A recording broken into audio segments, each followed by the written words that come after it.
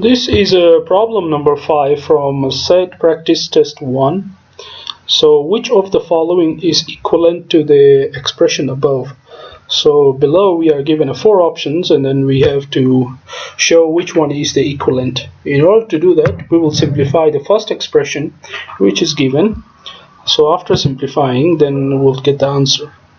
So the expression that is equivalent to that expression given in options can be found by simplifying the expression above, this one.